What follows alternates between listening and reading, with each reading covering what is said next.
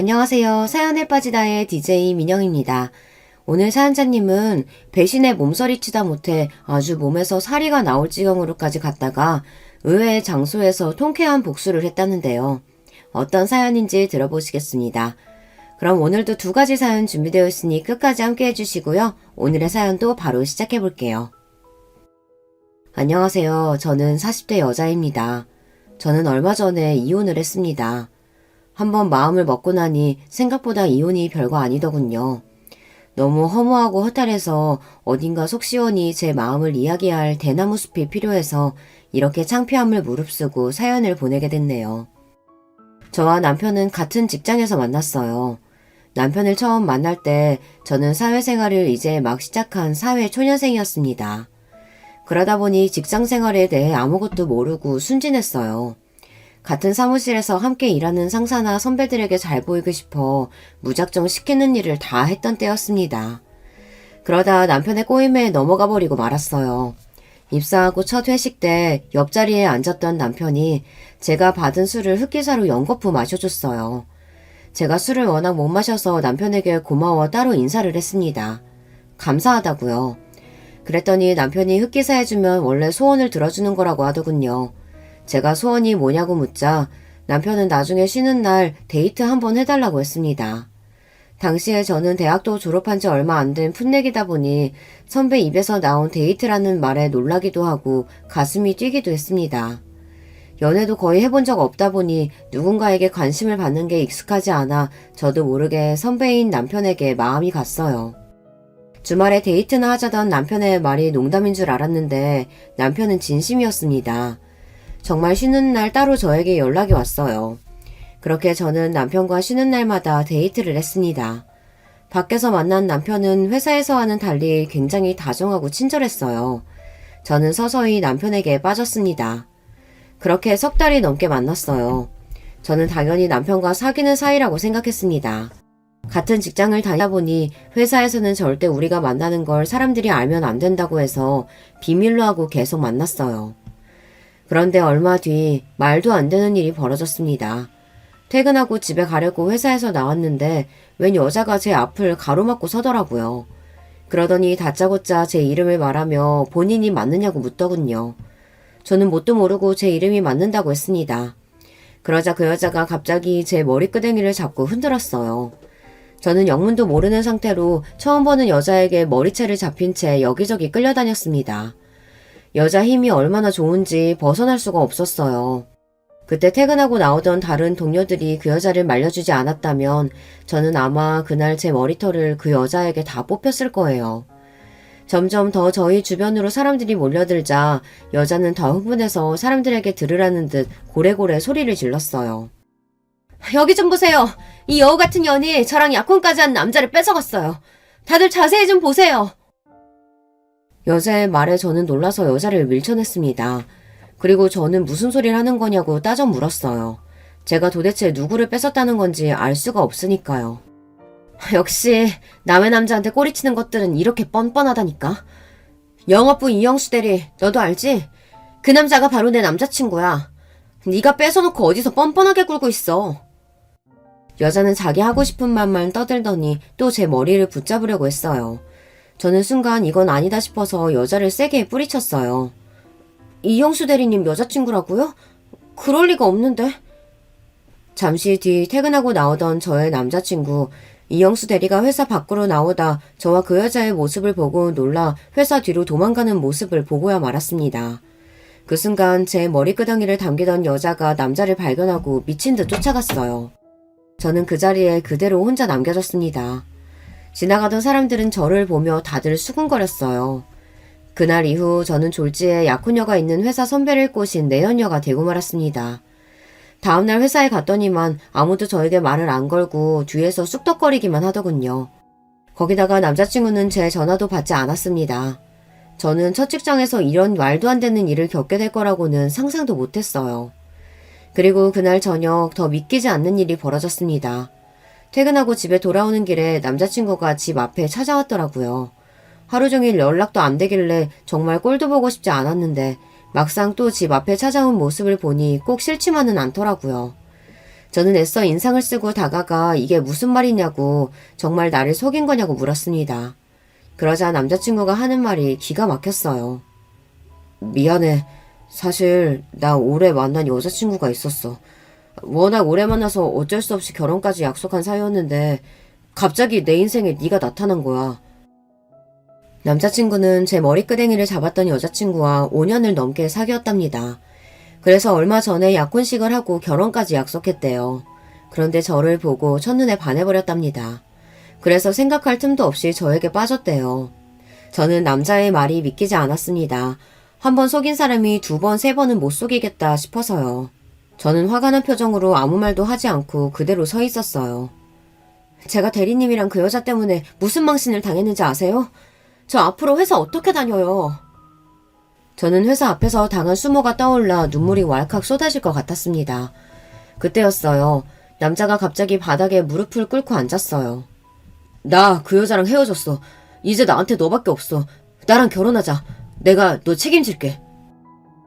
남자는 그 여자와 헤어졌다면서 본인이 저를 책임지겠대요. 그냥 회사 그만두고 본인과 결혼하자고 했습니다. 남자의 말에 순간 놀란 저는 눈이 휘둥그레졌어요. 저도 참 그때는 제정신이 아니었던 게 남자가 한 말이 말도 안 되는 소리라는 걸 알면서도 마냥 좋았습니다. 그때는 제가 그 정도로 사리 분별도 할 줄 모르고 철이 없었어요. 저는 그렇게 내연녀라는 딱지를 단 채 제 첫 직장의 대리님이자 남자친구와 결혼을 했습니다. 그때까지도 저는 제 결정에 단 1%의 고민도 없었어요. 그 정도로 남편을 많이 사랑했기 때문에 사람들이 뭐라고 수군거리든 상관없었습니다. 그런데 제 결정이 잘못된 선택이었다는 걸 알게 되는 데는 얼마 걸리지 않았습니다. 결혼식을 올리고 딱 1달 정도 됐을 때부터 제 결정이 틀렸다는 걸 깨닫게 되었어요. 저는 결혼식을 하기 1달 전에 회사를 그만뒀어요. 저는 그만둘 생각이 없었는데 남편이 그러기를 바랬습니다. 자기도 알다시피 우리 아버지가 일찍 돌아가셔서 어머니랑 둘이서만 살았잖아. 결혼하고 내가 본가에서 나오면 어머니께서 혼자서 너무 적적하실 것 같아. 그래서 그러는데 우리가 어머니 모시고 살면 안 될까? 사실 어머니랑 나랑 살던 집도 넓어서 셋이 사는 데 전혀 문제 없거든. 결혼 날짜를 잡고 나서 남편은 저에게 시어머니를 모시고 살면 안 되겠냐고 부탁했습니다. 남편이 강요한 건 아니지만 저는 고민이 많이 됐어요. 시어머니께서 연세가 많으셔서 건강이 좋지는 않았거든요. 저는 남편의 마음이 이해가 됐습니다. 어릴 때 아버지가 돌아가시고 평생 어머니랑만 살았는데 결혼하고 어머니만 그 넓은 집에 두고 나간다는 게 마음이 좋지 않을 것 같았어요. 제가 시어머니를 모시고 살게 될지도 모른다는 이야기에 제 주변 사람들은 모두 다 반대했습니다. 저희 부모님은 당연히 안 된다고 하셨고 제 친한 친구들까지 모두 다 저를 말렸어요. 요즘 세상에 어떤 며느리가 시어머니를 모시고 살아. 더군다나 일까지 그만두고 집에 있으면 하루 종일 시어머니랑 같이 있어야 하는 건데 너 그게 말이 된다고 생각해? 남편이 결혼 전 저에게 부탁한 건 시어머니를 모시는 것뿐이 아니라 일도 그만뒀으면 하더라고요. 본인이 가장으로서 열심히 일할 테니 저는 시어머니를 모시면서 살림하는 데 집중했으면 했어요. 너희 남편 될 사람 도대체 어느 시대 사람이야? 혹시 조선시대에서 온 거 아니냐? 그래! 너 생각 잘해. 아무리 남자가 좋아도 중고등학교 내내 뼈 빠지게 공부하고 힘들게 대학까지 가서 남들 들어가기 힘들다는 대기업까지 들어갔는데 결혼과 동시에 시어머니 수발 들겠다고 그만두는 거 그거 진짜 말도 안 된다. 다들 저를 걱정해서 하는 소리였지만 그때는 왜 그랬는지 정말 귀에 하나도 들리지 않았어요. 오히려 앞으로 평생 저와 함께 살아갈 사람은 남편인데 남편과 제가 서로 존중하고 양보하며 살아가는 게 옳은 방법이라고 생각했죠. 저는 고민 끝에 직장은 계속 다니면서 시어머니를 모시고 살기로 했어요. 직장은 아이가 생기면 그때 다시 고민해보기로 남편과 상의했습니다. 그런데 원래 결혼 생활이라는 게 다 이런 건가요?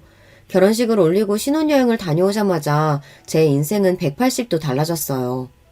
제가 느끼기로는 결혼 전에는 부모님 댁에서 살다가 결혼 후에 남편과 시어머니가 사는 집으로 들어가 함께 살게 된 것 말고는 크게 달라진 게 없는 것 같은데 어째서인지 제 생활이 모두 다 달라졌어요.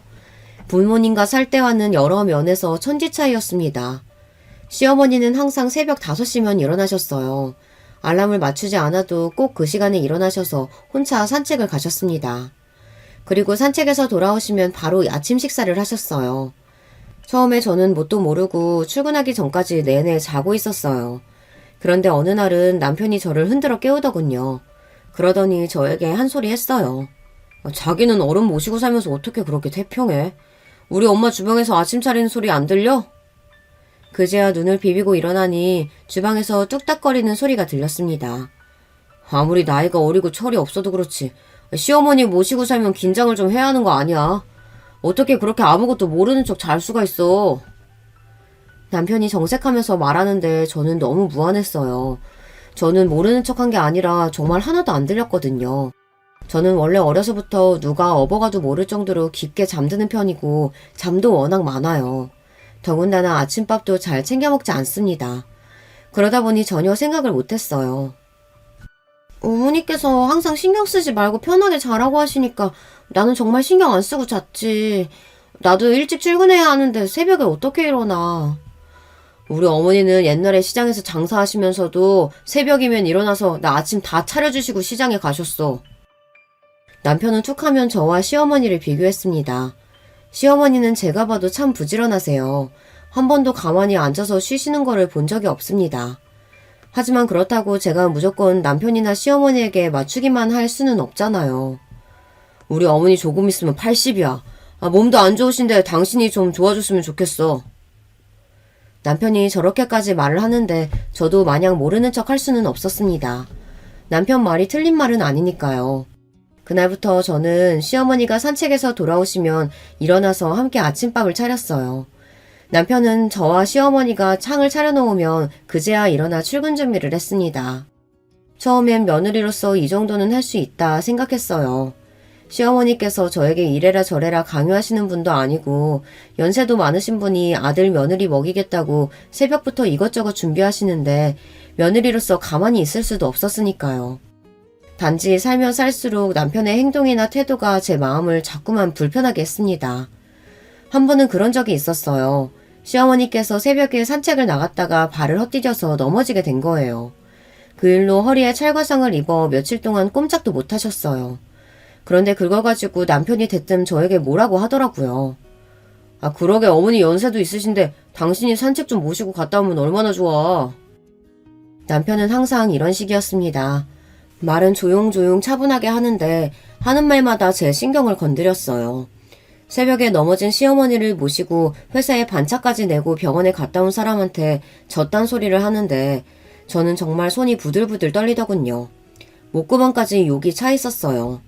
항상 이성적이고 차분한 남편과 살며 저도 나름대로 조금씩 쌓인 것들이 있었습니다. 저도 출근하랴 집안일하랴 결혼하고 하루도 제대로 쉬어본 적이 없어요. 주말에도 언제나 새벽 5시면 일어나시는 시어머니 덕분에 쉬는 날도 늦잠은 자본 적도 없습니다. 더군다나 퇴근하고 들어오면 너무 힘들어서 밥이고 뭐고 좀 씻고 누워서 쉬고 싶은데도 항상 저녁 준비를 하고 계시는 시어머니 눈치를 보느라 씻지도 못하고 바로 주방으로 들어가야 했어요. 거기다가 저녁 먹고 일찍 좀 자려고 해도 항상 남편이 아직 시어머니도 안 주무시는데 며느리가 어떻게 먼저 들어가서 잘 수 있냐고 지나가는 말로 했어요. 그러면 저는 또 눈치만 보다 어머님이 방에 들어가고 나서야 쉴 수 있었습니다. 어머니가 걱정됐으면 당신이 좀 모시고 다니지 그랬어. 저도 나름 남편과 싸우지 않기 위해 내내 참고 있었습니다. 사실 제가 화를 내봐야 남편에게 잔소리만 더 들을 뿐이거든요. 저보다 8살이나 많은 남편에게 낼 수 있는 최선의 분노는 딱 그 정도였습니다. 그런데 기가 막히는 건 남편은 제가 그 정도로 말한 거 가지고도 난리를 쳤다는 거예요. 당신 지금 나한테 큰 소리 친 거야? 어떻게 아내가 남편한테 그렇게 큰 소리를 지를 수가 있어? 남편은 평소 저에게 하고 싶은 말 다 하고 살면서 제가 조금만 언성을 높여도 어떻게 그럴 수 있냐며 면박을 주었습니다. 그리고 항상 마무리는 저를 가르치려고 했어요. 그러게 내가 일하면서 어머니 모시고 살기 힘들 거라고 했었잖아. 일하면서 집안일까지 하니까 괜히 힘들어서 자꾸 나한테 짜증내고 화내는데 부부끼리 그렇게 존중 안 하고 자꾸 화내고 소리 지르다 보면 나중에 애들 앞에서도 그렇게 된다니까? 자기는 여자가 왜 그렇게 욱하냐? 남편과 말하다 보면 벽과 이야기를 하는 것 같아요. 제 말은 항상 틀린 말이고 본인 말이 다 맞아요. 내가 힘든 거 당신도 알면 당신도 좀 도와주면 되잖아. 당신은 어떻게 집에 오면 손 하나 까딱을 안 해? 이거 봐, 이거 봐. 또 흥분해서 소리 지르고. 내가 우리 집 가장인데 밖에서 열심히 일하려면 집에 와서 쉬어야지. 집에서까지 일하면 밖에 나가서 일이 되겠어? 결론은 항상 똑같았어요. 제가 좀 도와달라고 하면 남편은 그러니 회사를 그만두라는 말만 했습니다. 본인이 혼자 벌어도 우리 세 식구 충분히 살 수 있는데 굳이 힘들게 뭐하러 일하려고 하냐고 했습니다. 결혼한 이후 남편과 저는 부서가 달라지기는 했지만 같은 회사에 다닌다는 걸 남편이 썩 편해하진 않았어요. 아무래도 보수적인 분위기의 회사다 보니 부부가 한 직장에 다니는 걸 가지고 알게 모르게 뒤에서 쏙닥거리는 게 있으니까요. 하지만 저는 회사를 그만두고 싶지 않았습니다. 결혼 전에는 아이가 생기면 그만둘 수도 있겠다 싶었습니다. 하지만 막상 결혼하고 나니 더 그만두고 싶지 않았어요. 남편과 시어머니와 함께 사는 집에서 벗어날 만한 공간이 저에게도 필요했습니다. 그 이후로도 시간이 지나면 지날수록 저는 남편과 이야기를 할 때마다 자꾸만 억울하고 속이 답답한 느낌이 들었어요. 결혼하고 내내 그렇게 살다 보니 저는 항상 가슴에 울분이 차 있었습니다. 그러던 중 회사에서 안 좋은 일이 있었어요. 거의 제가 맡기로 확실시 되어 있던 일이 있었는데 막판에 결과가 뒤집혀서 남자 동기가 하게 됐습니다. 그 일만 맡게 되면 다음 승진은 따놓은 당상이었는데 너무 속상했어요. 그런 와중에 같은 부서에 일하는 상사분이 저에게 하신 말이 충격이었습니다. 나랑 이 과장이랑 친한 거 알죠? 이 과장 말이 올해 임신 계획이 있다면서 이번 프로젝트 우리 팀에 엄청 중요한 일인데 진행하다가 김주임이 임신하기라도 하면 어떡해. 순간 저는 누군가에게 뒤통수를 세게 한 대 맞은 줄 알았습니다. 생각지도 못한 말에 너무 당황해서 말이 나오질 않았어요. 그날 저녁 저는 결혼하고 처음으로 남편과 크게 싸웠습니다. 우리가 언제 올해 아이 갖겠다고 계획을 했어. 나랑도 이야기 안 한 걸 다른 사람한테 떠들고 다니면 어떡해. 남편이 흥분해서 소리 지르는 걸 싫어한다는 거야 잘 알고 있었지만 그날은 도저히 저도 참을 수가 없었습니다. 너무 화가 나서 절로 눈물이 왈칵 쏟아졌어요. 제가 남편보다 후배고 남편보다 일을 잘 못해도 저도 나름대로 회사에서 잘 해내고 싶은 일들이 있습니다. 그런데 제가 남편에게 전혀 존중받고 있다는 느낌이 들지 않으니 참을 수가 없더군요. 결혼한 지 1년 정도 됐으면 당연히 애부터 가져야지. 그런 당연한 소리를 꼭 내 입으로 이야기해야 돼? 그리고 당신 욕심 너무 많은 거 아니야? 애 생기면 바로 회사 그만둘 사람이 그런 중요한 프로젝트 하겠다고 욕심내면 어떡해? 에휴, 이래서 여자 직원들은 책임감이라는 게 없다니까. 순간 저는 입에서 탄식이 절로 흘러나왔어요. 제가 이 정도로 아무것도 할 수 없는 사람이라는 게 답답해서요. 저는 꼭 최악이라도 한 것처럼 속이 꽉 막힌 것 같았어요. 그때 이후로 저는 달라졌습니다. 남편과 대화도 줄었고 좋아했던 회사 생활에도 슬슬 지쳐갔어요. 가정에서 받는 스트레스만으로도 힘들어서 회사에도 일도 잘 안 됐어요. 가정이든 일이든 뭐 하나 집중해서 하는 일이 없었습니다. 그러던 중 남편의 계획대로 첫째 아이가 생겼어요. 당시에 스트레스도 스트레스였지만 체력적으로도 힘든 때라 임신 초기에 고생을 좀 했어요. 입덧은 물론이고 살도 너무 많이 빠져서 몸에 힘이 하나도 없었어요. 결국은 병원에서 유산기가 있다는 말까지 들었습니다. 힘없이 어깨가 축 처진 채로 병원에서 나오는데 남편이 저를 붙잡고 잔소리를 하기 시작했어요. 이럴 줄 알았어. 그러게 내가 진작 일 그만두고 집에 있으라고 했잖아. 무슨 여자가 그렇게 남편 말을 안 듣고 고집이 세. 내일 당장 출근해서 사직서 내. 이러다 우리 애 큰일 나겠어.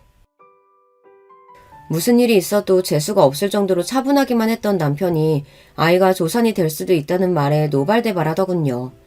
당장 저에게 회사를 그만두라고 했어요. 저는 남편에게 제대로 된 대답을 할 수가 없었습니다. 몸도 많이 지치고 힘들어서 그런 것도 있었지만 정말 제가 회사를 그만두고 싶은 건지 다니고 싶은 건지 판단이 서질 않았거든요. 그때였어요. 항상 저나 남편에게 이래라 저래라 이야기하신 적이 없던 시어머니께서 제 손을 꼭 잡으시더군요. 어린 나이에 결혼하고 시댁에 들어와서 시어머니 모시고 사느라 고생 많았지. 건강하고 예쁜 손주 보는 것도 중요하지만 우리 며느리 몸 탈날까봐 난 그게 걱정이다. 회사 그만두기 싫으면 회사에 휴가라도 좀 쓸 수 있는지 물어봐. 애도 애지만 너부터 챙겨야지. 시어머니께서 제 손을 잡고 제 눈을 바라보며 저부터 챙기라고 하시는데 순간 울컥 눈물이 났습니다. 일찍이 결혼한 제가 시어머니와 함께 산다는 게 사실 쉽지만은 않았어요. 솔직히 심정으로 원망스러울 때도 있었어요. 그래도 그동안 시어머니를 챙겼던 저의 마음은 진심이었는데 그 순간 시어머니께서도 제 마음을 이해해 주신 것 같아 마음이 뭉클했습니다. 애 낳으면 내가 다 키워줄 테니까 우리 며느리 하고 싶은 대로 해. 생각지도 못한 시어머니의 말씀에 저는 눈물을 참을 수가 없었습니다. 그대로 시어머니의 품에 안겨 펑펑 울었어요. 그 와중에 남편은 옆에서 눈치 없이 끼어들었습니다. 엄마 연세가 몇 살인데 애를 키워요. 당신 내 말대로 해. 당장 내일 회사에 사표부터 내. 알았지? 저는 우느라 남편에게 제대로 대답도 하지 않았어요. 그리고 그날 밤 혼자 고민했습니다.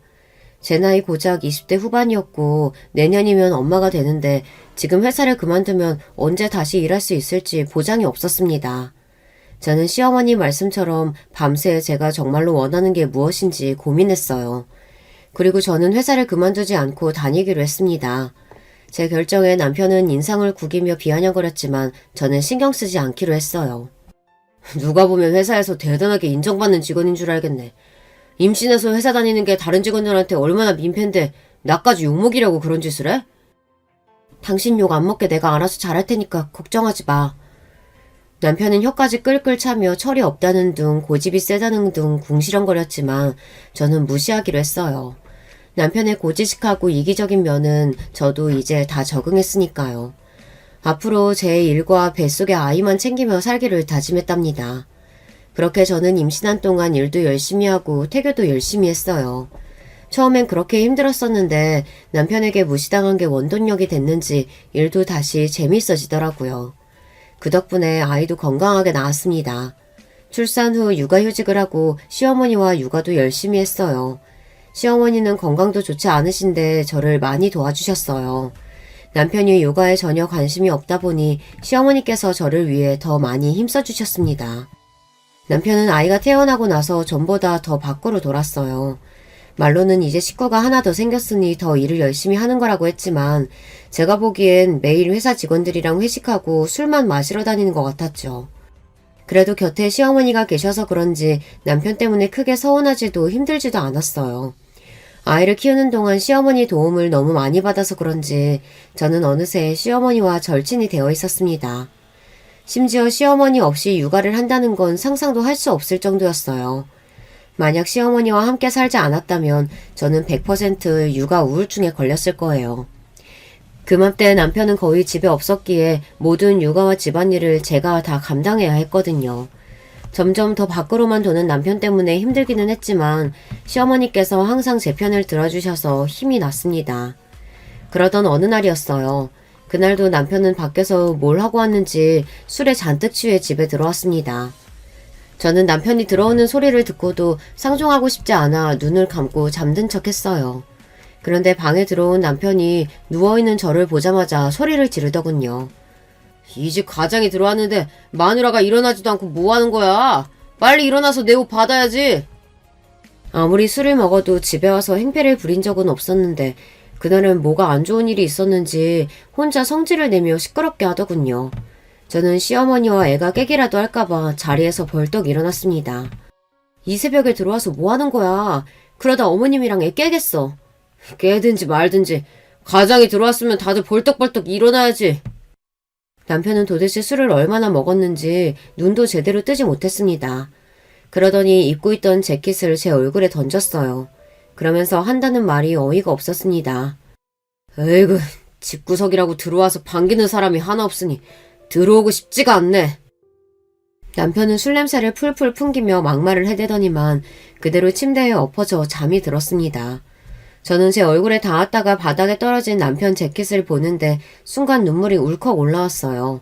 바닥에 떨어진 재킷이 꼭 제 모습 같았거든요. 집에서 아이만 키워서 마음이 약해졌는지 어쩐지 저도 남편에게 버려졌다는 느낌이 들었어요. 제가 어쩌다가 이런 인간과 결혼하게 됐을까 후회가 막심했습니다. 남편이 워낙 일밖에 모르는 사람이라는 걸 시어머니가 아시다 보니 시어머니는 저에게 더 잘해주셨어요.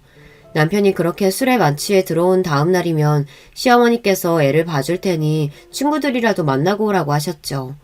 그날도 남편이 저에게 소리 지르는 걸 들으셨는지 다음날 아침밥을 차려주시면서 나가서 바람 좀 쐬고 오라고 하시더라고요. 저는 마음이 좋지 않아 못 이기는 척 친구들을 만나고 들어왔습니다. 그런데 언젠가부터 친구들을 만나고 들어와도 마음이 풀리지 않았어요. 사실 남편 이야기라는 게 정말 가까운 사람한테도 하기가 어렵잖아요. 결국은 제 얼굴에 침 뱉기니까요. 제 결혼 스토리를 다 아는 친구들은 제가 무슨 말만 해도 단번에 이혼하라고 했어요. 제가 애도 있고 시어머니께 미안해서 이혼 생각은 해본 적도 없다고 하면 저를 답답하게 생각했습니다. 친구들을 만나봐야 항상 그런 소리만 듣다 보니 저도 서서히 친구들을 안 만나기 시작했어요. 그냥 시어머니와 아이와 있는 게 가장 좋았습니다. 그렇게 시간이 흘러 육아휴직이 얼마 남지 않은 주말이었어요.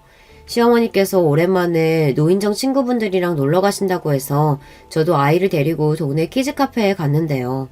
거기서 우연히 생각지도 못한 사람을 만났어요. 바로 남편의 전 여자친구였습니다. 회사 앞에서 제 머리끄댕이를 잡았던 바로 그 여자요. 그 여자도 결혼했는지 애를 데리고 왔더라고요. 다시 생각해도 참 세상이 좁아요. 그 많고 많은 키즈카페 중에서 하필이면 거기서 딱 마주칠 수가 있을까요? 저는 애써 애를 데리고 슬쩍 나오려고 했습니다. 그 무식한 여자와 애를 데리고 마주쳐봐야 좋을 게 없으니까요. 애를 데리고 입구에서 신발을 신으려던 그때 그 여자도 애를 데리고 나오려던 참이었는지 현관에서 딱 마주치고 말았어요. 여자도 저를 보더니 놀라서 소리까지 지르더라고요. 그러면서 한다는 말이 이게 얼마만이냐며 반가워했어요. 순간 저도 모르게 미간이 구겨졌습니다. 우리가 만나서 반가운 사이도 아닌데 얼마만이냐고 물으니 어이가 없더라고요. 세상에, 어떻게 여기서 다 만나요? 근데 애가 제법 크네요. 애가 몇 살이에요? 여자는 마치 우리 사이에 아무 일도 없었던 것처럼 태연하게 제 아이에 대해 물었습니다. 저는 대충 아이 개월수만 이야기하고 꾸벅 인사를 했어요. 한시라도 빨리 이곳을 벗어나고 싶어서요. 그런데 그 여자가 제 팔을 잡더니 지난 일을 사과하고 싶다며 차 한 잔 마시자고 하더군요. 저는 한사코 거절했지만 여자는 완강했어요. 할 수 없이 저는 애를 데리고 근처 커피숍에서 제 머리끄댕이를 잡았던 여자와 커피를 마셨습니다. 그런데 그날 저는 평생 모르고 살았으면 좋았을 이야기를 듣고 말았어요. 여자는 저에게 사과하고 싶다고 커피숍에 데려가 놓고는 쓸데없는 질문을 자꾸만 해댔습니다. 다짜고짜 저에게 이영수와 결혼한 게 맞냐고 묻더니만 지금 누구랑 어디에 사느냐고 묻더군요. 저는 그 순간 바로 이 여자와 커피숍에 들어온 걸 후회했어요. 저는 이영수 대리와 결혼했고 지금은 시어머니와 함께 살고 있다고 대답했어요. 그게 사실이니까요. 그런데 그 순간 여자는 뭐가 재미있는지 사람들이 다 쳐다볼 정도로 소리까지 내며 웃더군요. 저는 기분이 나빠서 여자에게 왜 웃느냐고 물었습니다. 그러자 여자가 하는 말이 기가 막혔어요. 이영수가 그쪽한테 뭐라고 했는진 모르겠지만 사실 그쪽이랑 바람 피우던 거 나한테 들키자마자 손이 발이 되게 싹싹 빌었어요. 그러면서 시어머니 안 모시고 살아도 되니까 제발 본인이랑 결혼해달라고 무릎까지 꿇더라고요. 저는 순간 머리가 띵하고 정신이 아득했습니다. 우리가 약혼하고 얼마 안 돼서 이영수가 자꾸 나한테 시어머니 모시고 살면 안 되냐고 조르더라고요. 나는 너무 싫어서 절대 안 된다고, 그럴 바에 결혼 안 한다고 못을 박았더니만 그 새끼가 바로 그쪽이랑 바람을 피운 거예요. 그쪽이 말 잘 듣고 참해서 결혼하면 시부모님 모시고 잘 살 것 같아서 그랬다나 뭐라나. 그 사람이 정말 그렇게 말했다고요? 저는 배신감에 온몸에 소름이 돋았습니다. 내가 지금 와서 거짓말을 뭐하러 해요? 안 그래도 이영수가 그쪽이랑 결혼했을까 안 했을까 궁금하기는 했었는데 진짜 어머니까지 모시고 살 줄은 몰랐네요. 이영수가 역시 여자 보는 눈은 있네. 진짜 참하고 좋은 여자 잘 골랐어. 여자가 혼자 크크거리면서 웃는데 저는 속이 부글부글 끓었습니다. 저는 얼굴이 화끈거려서 도저히 참을 수가 없었습니다. 저는 자리에서 벌떡 일어나 테이블 위에 있던 물잔을 들어 여자의 얼굴에 부었습니다. 아! 당신 지금 뭐 하는 거야? 나한테 그때 일 사과하고 싶다면서. 사과는 필요 없고 나도 당신한테 똑같이 망신을 줘야 내 마음이 풀릴 것 같아. 저는 그대로 아이를 데리고 커피숍을 나왔습니다. 재수없는 연예계에 물 한 컵 다 붓고 나왔는데도 속이 풀리지 않았어요. 정말 애가 아니었다면 그 자리에서 그 여자 뺨을 날렸을지도 몰라요. 그 정도로 화가 난 마음을 주체할 수가 없었습니다. 그런데 그건 시작에 불과했어요. 그날 저녁 남편과 이혼할 정도로 심각하게 한바탕 했습니다. 낮에 만난 미친 여자 이야기를 하려고 밤새 기다리고 있었는데 그날도 남편은 술에 취해 늦게 들어왔어요. 제가 분명히 전날 시어머니께서 여행 가셔서 안 계시니 일찍 오라고 했는데도 그렇게 취해서 들어온 거죠. 안 그래도 화가 나는데 남편은 저에게 씻을 수 없는 실수를 했습니다. 남편이 씻고 나오길래 이야기 좀 하자고 했는데 남편은 너무 피곤하다면서 침대에 눕자마자 잠들었어요. 저는 한숨을 쉬고 자려고 누웠습니다.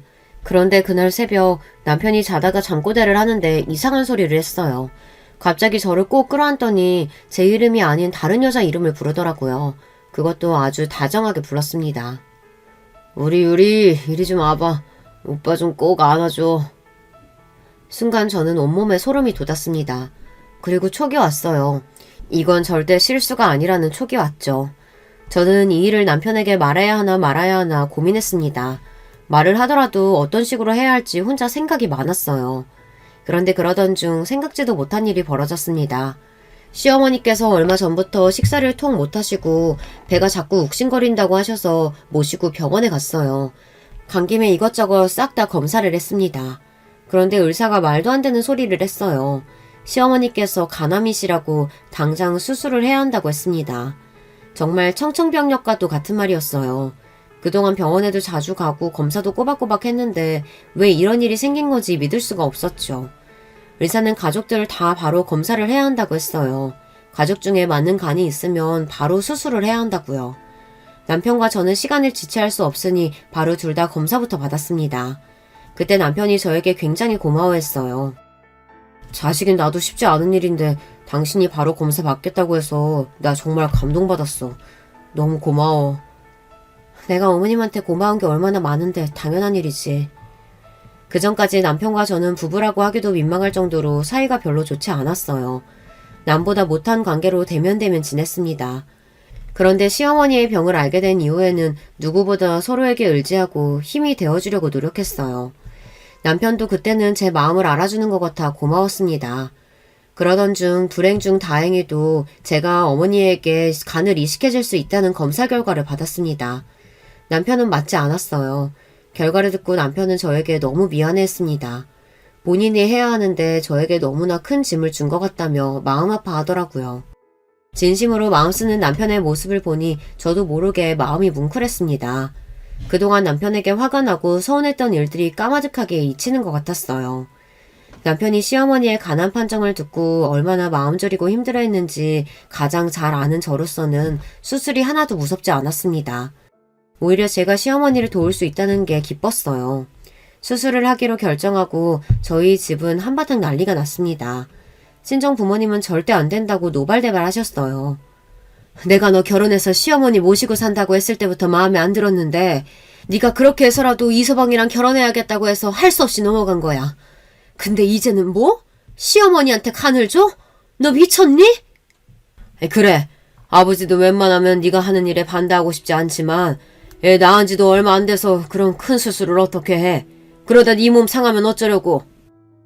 부모님 마음이야 제가 모르는 게 아니다 보니 저도 마음이 좋지 않았습니다. 결혼하고 지금까지 저 사느라 바빠 정작 우리 부모님은 챙기지도 못했는데 이제와 시어머니한테 멀쩡한 간까지 떼어준다고 하니 화가 나실 만도 했죠. 하지만 지금 당장 수술하지 않으면 시어머니가 돌아가실 수도 있는데 저에게는 고민할 시간이 없었어요. 결혼하고 엄마 아빠한테는 내가 잘못한 거 너무 잘 알아. 하지만 결혼하고 지금까지 살면서 시어머니가 널 얼마나 아껴주고 챙겨주셨는지 몰라. 나 우리 어머님 없으면 못 살아. 그러니까 엄마 아빠가 저 좀 이해해 주세요. 부모님은 제 말에 닭똥 같은 눈물을 주룩주룩 흘리셨어요. 제 고집이 얼마나 센지 잘 아시다 보니 더 이야기를 하지 못하셨죠. 친구들도 마찬가지였어요. 나는 도무지 널 이해할 수가 없다. 너희 시어머니 간암 걸린 거야 슬픈 일이지만 네가 그 검사를 굳이 뭐하러 해. 그래. 네 남편 도대체 뭐가 이쁘다고 시어머니한테 간까지 떼주냐? 으이그 이 헛똑똑아. 부모님도 친구들도 아무도 저를 이해해주지 않았어요. 다들 저더러 멍청하다고 했습니다. 더군다나 시어머니까지도 수술을 받지 않겠다고 고집을 피우셨어요. 이미 수술 날짜도 다 잡아둔 상태인데 자꾸 수술을 안 받고 퇴원하시겠다고 했습니다. 이제 다 죽어서 죽을 날만 남았는데 그깟 남이 뭐라고. 어차피 썩어 문드러질 몸뚱이 그것 때문에 우리 며느리 간을 왜 떼. 난 절대로 수술 안 할 거니까 괜한 소리 하지 마라. 시어머니가 그렇게 화내는 모습은 결혼하고 처음 봤어요. 수술 안 하면 엄마가 죽을 수도 있는데 무슨 그런 소리래. 제발 자식들 말 좀 들어요. 그래요, 어머니. 제가 수술해서 어머님 건강해지실 수 있다면 전 다른 것도 다 떼어드릴 수 있어요. 진심이었습니다. 수술만 하면 시어머니가 살 수 있다는데 제가 뭐든 못하겠어요. 저는 하루라도 빨리 수술해서 어머님이 건강해지기만을 바라고 있었습니다.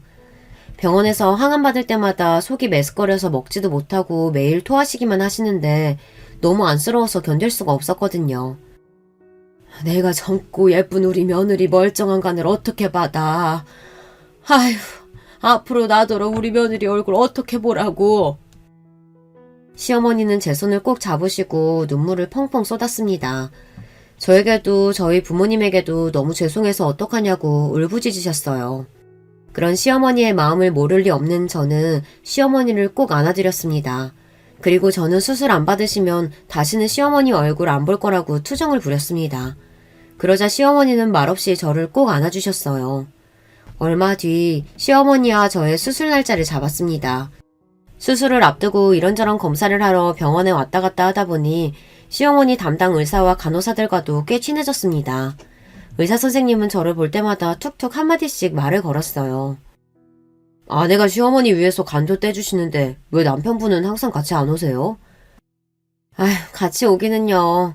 아이 낳을 때도 한 번도 병원에 같이 가준 적이 없는 사람인데 수술한다고 다르겠어요. 저야 워낙 익숙해서 별로 신경 쓰지 않았는데 주변에서는 보기에 이상했나 봐요. 수술까지 앞두고 있는데 남편이 병원에 코빼기도 안 보이는 게 말이죠. 저는 이미 남편에게 기대하는 바가 없다 보니 실망스럽지도 않았습니다. 오히려 제가 이식 수술을 결정하고 나서 자꾸만 본인 딴에는 친정에 잘 보이겠다고 과일도 보내고 고기도 보내는데 그게 더 이상하더라고요. 사람이 안 하던 짓을 하면 죽는다는데 이 인간이 죽을 병에 걸렸나 싶어서요. 거기다가 툭하면 저에게 먹고 싶은 거 있냐, 갖고 싶은 게 있냐 물어봤어요. 저는 그럴 때마다 헛웃음이 튀어나왔습니다. 사람 하는 짓이 너무 뻔하게 보이니까요. 아이고, 진작에 나한테 잘하지 그랬어.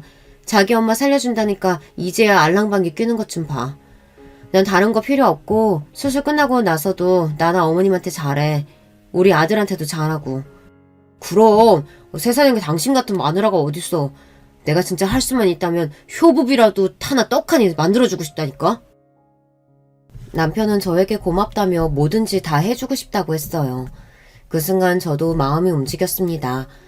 그전에는 이 남자와 정말 평생 같이 살 수 있을까 매일 고민하곤 했는데 그런 큰일을 함께 겪고 나니 그냥 이렇게 사는 것도 나쁘지 않겠다 싶더라고요. 그런데 저는 세상을 몰라도 너무 몰랐습니다. 제가 너무 긍정적으로만 생각했나 봐요. 언제 또 뒤통수를 맞을지 모르는데 말이죠. 얼마 뒤 수술을 앞두고 저와 시어머니는 입원을 했습니다. 남편은 저에게 뭐든 해주겠다고 하더니만 시어머니와 저만 쓸 수 있는 VIP 병실을 예약을 했더라고요. 사람이 참 중간이 없는 사람입니다. 수술하기 위해 검사할 게 많아 수술 전날 입원을 했는데 의사 선생님이 저더러 정말 괜찮냐고 여러 번 물으시더라고요. 하도 여러 번 물으시니 제가 후회할까봐 이러시나 싶은 정도였죠. 의사생활 20년 하면서 며느리가 시어머니한테 간이식 해주는 경우는 저도 처음 봐서 그래요. 정말 힘든 결정 하셨습니다. 저랑 우리 어머니 사이는 일반적인 고부관계랑은 달라요. 사실 전 우리 남편보다 시어머니가 더 좋거든요. 시어머니 아니었음 진작 남편이랑 살지도 않았을 거예요. 저도 수술을 앞두고 긴장하긴 했는지 의사 선생님 앞에서 별말을 다 했습니다. 제 말에 의사 선생님은 웃으시더니 최선을 다해 예쁘게 수술 잘해줄 테니 걱정하지 말라고 하셨어요. 그리고 다음날 드디어 수술날이 밝았습니다. 저와 시어머니는 한 병실에 누워 있었어요. 그런데 수술 시간이 가까워져 오는데도 남편은 코빼기도 보이질 않았습니다. 저는 아무렇지 않았는데 시어머니는 아무래도 신경이 쓰이셨는지 남편에게 전화를 거시더라고요. 그러고는 남편에게 버럭 소리부터 지르셨습니다. 너 지금 어디야? 하나밖에 없는 어미랑 아내가 수술하는데 어떻게 병원에 코빼기도 안 보여? 바로 그때였습니다. 남편이 품 안에 한아름 꽃을 들고 병원 안으로 들어왔어요. 그러더니 저에게 그 큰 꽃다발을 주더군요. 아이고 우리 어머니 암튼 성격 급하시다니까. 이것 때문에 그랬지. 병원에 꼭 반입이 안 된다고 밑에서 잡혀가지고 몰래 들어오느라 늦었어.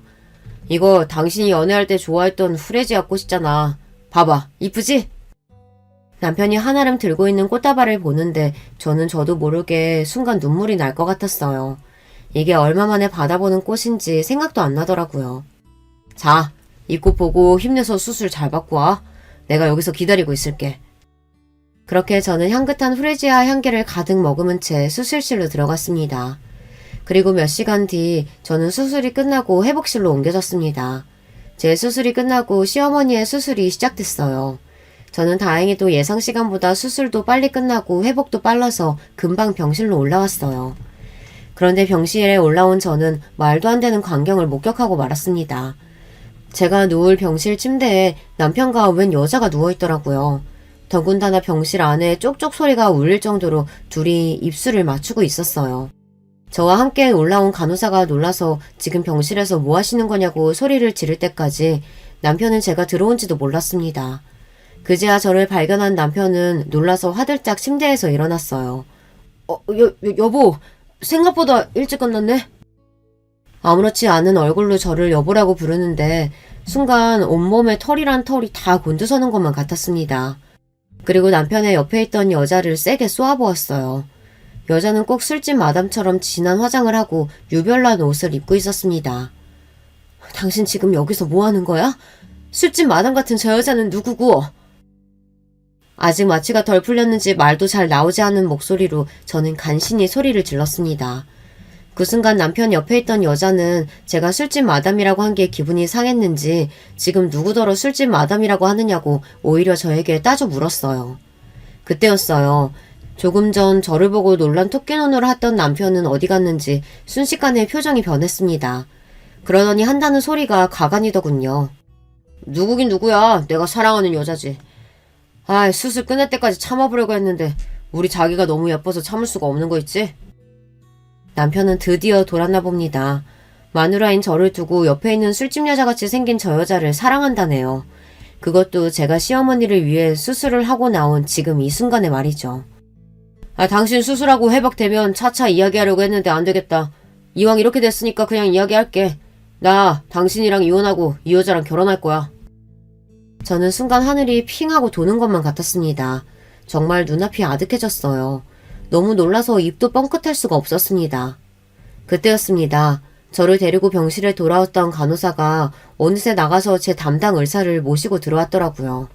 그리고 이 말도 안 되는 상황을 모두 다 지켜본 의사가 피식 비웃으며 남편에게 다가갔습니다. 이거 어쩌죠? 어머님께서 마취가 안 돼서 아직 수술을 못했어요. 아마 내일 다시 수술해야 할 것 같은데 환자분 어떡할까요? 그냥 수술하지 말까요? 세상에 어떻게 이런 일이 있을까요? 시어머니께서 자꾸만 마취해서 깨어나는 바람에 수술은 아직 시작도 못하고 있었대요. 그리고 누구보다 제 상황을 안타까워하던 의사선생님께서 저를 도와주기로 작정을 했으니 이미 이건 제가 이긴 판이었어요. 아니요 선생님, 저 수술 안 해요. 제 간 어머니 안 드릴 거예요. 저는 미친 남편이 밉고 원망스러워서 마음에도 없는 모진 소리를 차갑게 뱉었습니다. 그리고 그런 제 마음을 이미 알아챈 의사선생님은 알겠다고 시어머니의 수술을 중단하겠다고 했습니다. 그러자 남편 이 인간의 얼굴이 순식간에 창백해졌어요. 아니 이게 무슨 소리예요? 안 돼 여보. 내가 잘못했어. 당신 말이 맞아. 저 여자 그냥 술집에서 만난 여자야. 내가 미쳤다고 저런 여자 때문에 당신이랑 헤어지겠어? 제발 나 용서해줘. 내가 어떻게 할까? 무릎이라도 꿇을까? 정말이지 저는 어이가 없어서 절로 웃음이 튀어나왔습니다. 세상에 저렇게 찌질한 인간이랑 제가 지금까지 뭘 보고 산 건지 후회가 되더라고요. 남편은 조금 전까지 껴안고 있던 여자를 밀어내며 저리 꺼지라고 소리를 질렀습니다. 그러더니만 제 앞에 무릎을 꿇고 앉아 용서해달라고 손이 발이 되게 빌었어요. 선생님, 저 너무 어지러워서 좀 쉬고 싶은데 외부인들 좀 쫓아내 주실래요? 말도 안 되는 상황에 간호사들은 킥킥거리고 배꼽까지 잡고 웃었습니다. 의사선생님의 말 한마디에 남편과 그 상간녀는 병실에서 쫓겨났어요. 남편은 쫓겨나면서도 어머니의 수술은 꼭 해야 한다고 울부짖었습니다.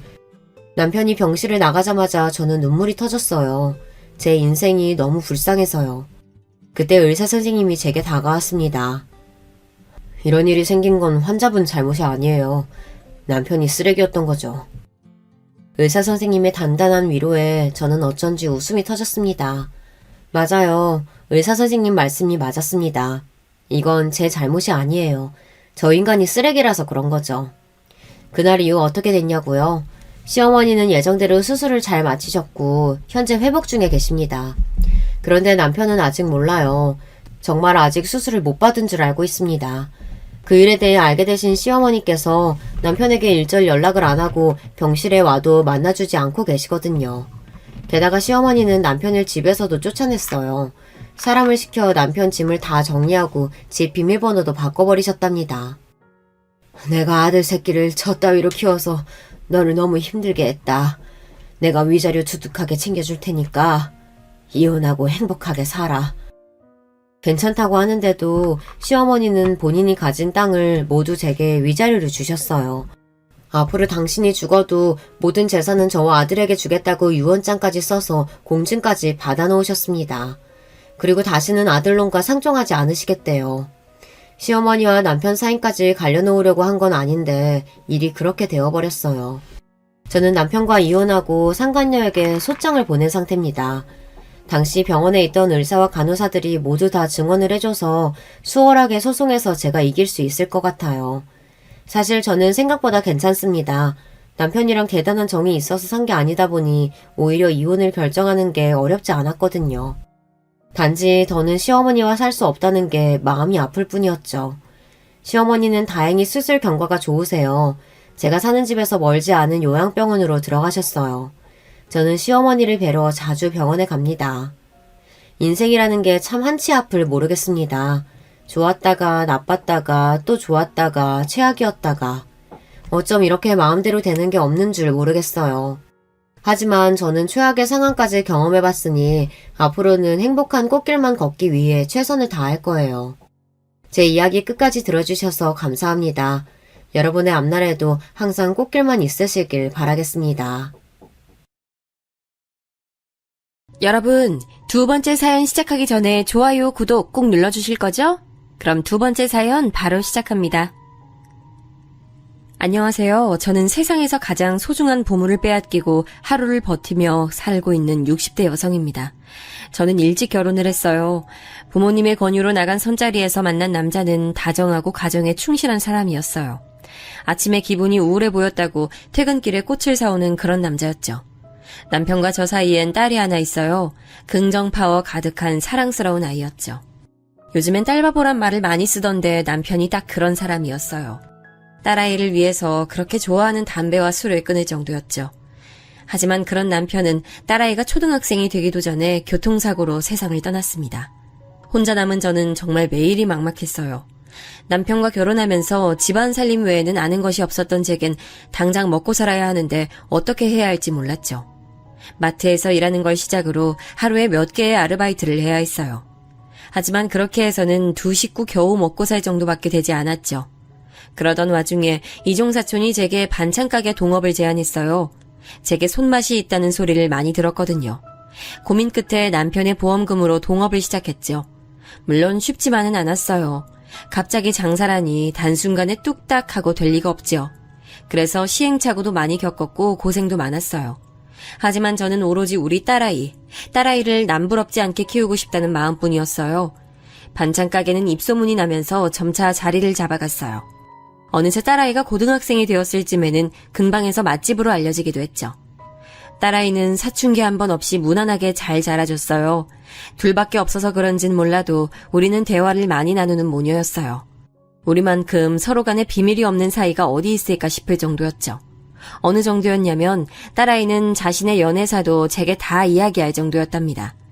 대학 시절 그렇게 죽어라 공부를 하더니 딸아이는 졸업도 전에 회계사 자격증을 덜컥 따고는 바로 취업에 성공을 했죠. 지인들이 어찌나 부러워하는지 딸아이 이야기만 나오면 어깨가 으쓱할 정도였죠. 입에 올리기도 싫은 그놈을 만난 건 딸아이가 사회생활을 시작한 지 5년 차가 되었을 때였어요. 하루는 소개팅이 있어서 늦는다고 연락이 와서 웬일로 그런 자리에 나가는가 싶었어요. 저도 몇 번 권해봤지만 질색을 했거든요. 딸아이는 그날 약간은 상기된 얼굴로 돌아왔어요. 얼굴이 좋아 보인다. 왜? 괜찮은 사람이라도 만났어? 아직은 잘 모르겠는데 같이 있는데 재밌더라고? 또 보기로 했어. 오랜만에 그런 딸아이의 얼굴을 봐서 저도 덩달아 기분이 좋더라고요. 어떤 남잔지 궁금했지만 꾹 눌러 참았죠. 소개팅이 있고 6개월 정도 지났나 딸아이가 그때 만났던 남자와 진지하게 교제를 하는 중이라고 하면서 이야기를 꺼내더군요. 자기보다 2살 어린 연하남인데 엄청 재밌는 사람이라고 했어요. 저는 살짝 의아했어요. 딸아이 이상형이라고 하면 늘 듬직하고 의지가 되는 사람이었거든요. 그래서 연하나 동갑은 절대로 안 만날 거라고 그렇게 대학 시절부터 얘기를 했는데 연하를 만난다니 의외다 싶었죠. 딸아이도 연하는 타입이 아니라고 생각했는데 몇 번 만나보니까 자기가 예상했던 것과는 너무 다른 부분이 많아서 자연스럽게 끌렸다고 하더라고요. 그러면서 제게 한번 보여주고 싶다고 했죠. 저는 내심 놀랐어요. 6개월 정도밖에 되지 않았는데 벌써 소개시켜주겠다는 말이 나올 정도라니 정말 마음에 들었나 보다 싶기도 했어요. 그 뒤로도 딸아이는 남자친구와 있었던 일들을 종종 이야기했어요.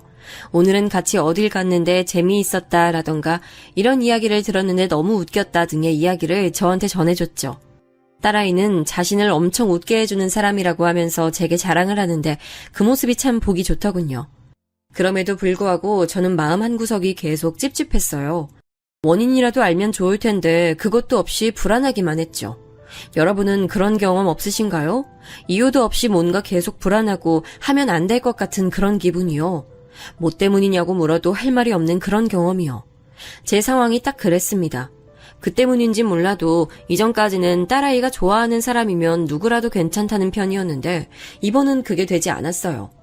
2번의 해가 바뀌고 하루는 딸아이가 프로포즈를 받았다는 말을 했어요. 꽤 오랫동안 진지하게 만나고 있다고 생각은 했지만 결혼 이야기가 오가고 있는 줄은 몰랐거든요. 결혼에 관한 이야기는 딸아이가 피하는 주제이기도 해서 먼저 말하기가 좀 꺼려졌는데 이렇게 프로포즈를 받았다고 말을 할 줄은 몰랐어요. 저는 어떻게 생각하느냐고 물었어요. 아직까지는 잘 모르겠다고 하더군요. 저는 신중하게 생각해서 결정을 했으면 좋겠다고 했죠.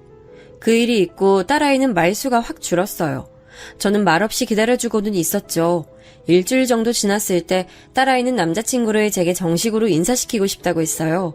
오랜 고민의 결과가 결혼인 모양이었죠. 긴장되는 마음으로 딸아이가 말한 곳으로 나갔어요. 첫인상은 평범했어요. 딸아이가 작은 키는 아닌데 남자친구의 어깨를 조금 넘더라고요. 키도 크고 덩치도 큰 편이었어요. 안녕하세요. 차민규라고 합니다. 저는 반갑다는 인사와 함께 손을 내밀었죠. 제가 그런 인사를 할 것이라고는 생각하지 못했는지 크게 당황하더니 허둥거리며 제 손을 맞잡았습니다. 손은 꽤 컸는데 남자 손이라고 보기는 어려울 정도로 뽀얗고 예쁘더군요. 손에 물집 한번 안 잡혀본 사람처럼 말이죠. 저는 무슨 일을 하냐고 물었어요. 원래는 회사를 다니고 있었는데 지난달부터 공방에 나가고 있습니다. 가족 회사나 마찬가지인데 부모님께서 가구 공방을 운영하고 계셨거든요. 지금은 뉴질랜드에 계시는데 사촌형이 물려받아 운영하다가 지금은 저도 참여하게 됐습니다. 사촌형이 공방하고 있고 민규가 가구점 맡아서 하고 있어. 딸아이가 냉큼 끼어들어 한마디 덧붙였습니다. 제가 가게를 운영하다 보니 얼마나 힘이 들고 손이 많이 가는지 잘 알고 있죠. 그래서 고생이 많겠다고 했더니 이제 막 시작한 일이라 아직은 적응 중이라고 말하면서 웃었어요. 식사는 무난하게 흘러갔습니다. 저도 모르게 맞은편의 아이들을 관찰하게 됐어요. 2 아이는 서로 반찬을 몇 가지 덜어서 앞에 놓아주기도 하고 이것저것 권하기도 하더군요. 알콩달콩 소꿉놀이를 보는 기분이 들기도 했어요. 집에 돌아와서 신발 벗기 무섭게 딸아이는 오늘 어땠는지 물었어요. 딱히 할 말이 없었어요. 제가 이리저리 말을 돌리면서 망설이자 딸아이는 마음에 들지 않는 점이라도 있었는지 물어봤죠. 엄마 마음에 들고 안 들곤 문제가 되지 않어. 네가 정말 결혼을 하고 싶은지가 중요하지. 이 사람이란 생각이 들어? 민규가 아니면 안 되겠다는 생각은 들어야 결혼을 하지. 그래, 너는? 딸아이는 가만히 제 얼굴을 보더니 고개를 끄덕이면서 그렇다고 자신 있게 대답했습니다. 저는 딸아이의 의견을 존중하겠다고 말했어요. 마음 한구석에선 말리고 싶다는 생각이 들었지만 이렇게 자신 있어 하는 딸아이 얼굴을 보고 있으니 괜한 기우일 수도 있겠다는 생각이 들었죠. 결혼 이후 2 사람은 저희 집에서 신혼살림을 시작했죠. 사돈은 모두 뉴질랜드에 있었고 차서방은 막 사업에 손을 댄 상태라서 분가해서 살림을 시작하기엔 부담스러운 부분이 많았거든요. 그래서 딸아이가 신혼살림 이야기를 꺼내면서 저와 함께 살고 싶다고 말했을 때 그렇게 하라고 답했어요. 저는 처가에 들어와서 사는 게 쉬운 일은 아닐 텐데 괜찮겠냐고 차서방에게 물었죠. 처가에 들어와서 산다고 생각할 필요 있나요? 저희가 어머니 모시고 산다고 생각하면 되죠. 그리고 지금은 제가 아직 사업 초반이라 힘든 점도 많지만 금방 자리 잡을 자신 있습니다. 의지를 불태우는 차서방을 보며 의욕만큼 일이 잘 풀려야 할 텐데 걱정이 되긴 했어요. 사람 일이 생각한 대로 흘러가는 건 아니잖아요. 그래도 저런 의욕이라도 보이고 있으니 당장에 주저앉을 일은 없겠다는 생각에 지켜보기만 했죠. 결혼 초기 신혼부부라면 깨가 쏟아질 시기에 두 아이는 매일 밤 식탁에 머리를 맞대고 앉아서는 공방과 가구점 이야기로 시간을 보내고 있었어요. 파이팅을 외치면서 할 수 있다고 자기들끼리 응원하는 모습을 보고 있으니 귀엽기도 했고요. 그런데 그렇게 열정적으로 시작하던 두 사람의 얼굴은 날이 갈수록 어두워져만 갔어요. 처음에 그 패기 넘치던 모습은 어디로 가고 뜻대로 일이 풀리지 않는지 굳은 얼굴로 심각하게 이야기하는 경우가 더 많았죠. 차서방은 점차 집에 들어오는 시간도 점점 늦어지기 시작했어요. 딸아이 말로는 영업을 갔다고 하는데 술에 취해서 비틀거리며 들어오는 게 한두 번이 아니었죠. 딸은 퇴근하고 나서도 가구점과 공방 일에 매달리고 있었어요. 곁에서 지켜보기만 하려고 했는데 피곤해하는 모습을 보니 마음이 불편하더군요. 차서방은 아직이야? 일이 잘 안 풀려? 요즘 들어서 많이 늦는 것 같네. 너도 그렇고 내일 그렇게 해서 출근하겠니? 곧 들어오겠죠.